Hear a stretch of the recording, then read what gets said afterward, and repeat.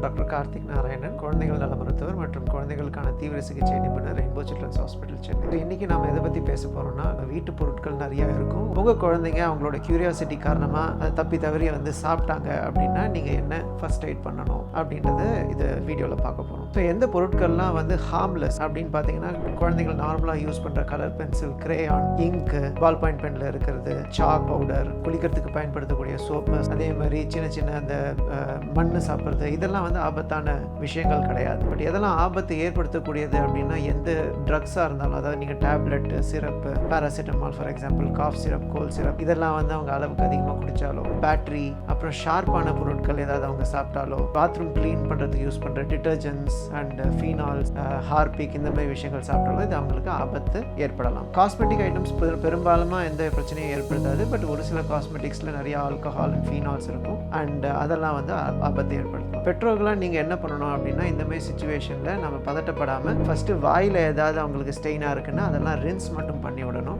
வாய்க்குள்ளார ஏதாவது விஷுவலாக உங்களுக்கு ஏதாவது ஆப்ஜெக்ட் தெரியறதுன்னா அதை எடுக்கலாம். பட் ஆனால் ரொம்ப நோண்டி வாந்தி எடுக்க வைக்கிறதோ இது பண்ணுறதோ பண்ணக்கூடாது. வாய்க்கு எதுவுமே பொருட்கள் அதுக்கப்புறம் அவசரப்பட்டு உட்கொள்ளுறதுக்கு எதுவும் அவசரமாக கொடுக்க வேண்டாம். குழந்தை நல்லா கம்ஃபர்டபுளாக இருக்காங்க அப்படின்னா பக்கத்தில் இருக்கிற எமர்ஜென்சி கூட்டிகிட்டு போங்க. குழந்தை சப்போஸ் ரொம்ப இரும்புறாங்க அப்படின்னா, அவங்க இரும்பல் வரல, மூச்சு அடைச்ச மாதிரி இருக்குன்னா அதை சோக்கிங் சைன் சொல்லுவோம். அப்படியே லிம்ப் ஆயிட்டாங்க அப்படின்னா அதை சோக்கிங் சைன் சொல்லுவோம். அது எமர்ஜென்சி. அந்த மாதிரி நேரத்தில் குழந்தைய குப்புற போட்டு நம்ம ஒரு 5 டைம்ஸ் நல்லா பேக் ஸ்லாப்னு சொல்லுவோம். இப்படி ரிவர்ஸ் பண்ணிட்டு தட்டணும். அதுக்கப்புறம் திரும்ப எடுத்துட்டு செஸ்ட் மேலே ஒரு 5 டைம்ஸ் கம்ப்ரஸ் பண்ணணும். கை குழந்தையா இருந்ததுன்னா, பெரிய குழந்தையா இருந்ததுன்னா ஹெம்லிச்னு சொல்லுவோம். குழந்தைய நம்மளை கட்டி பிடிச்சிட்டு இந்த நெஞ்சு எலும்பு இருக்கு இல்லைங்களா, அதில் கையை இப்படி வச்சுட்டு மேல் நோக்கி ஒரு புஷ் பண்ணணும். இந்த மாதிரி நம்ம அந்த ஆப்ஜெக்ட் வெளியில் வர வரைக்கும் பண்ணிகிட்டே இருக்கணும். ஸோ இது நம்ம இமீடியட்டாக இந்த என்ன அடைச்சிருக்கோ அதை வெளியில் எடுக்கிறதுக்கு நம்ம செய்யக்கூடிய ஒரு விஷயம். இது ரொம்ப ரேராக தான் ஏற்படும், காமனாக ஏற்படாது. பட் எது நடந்தாலுமே பதட்டப்படாமல் நீங்கள் ஹேண்டில் பண்ண கற்றுக்கணும். தேங்க்யூ.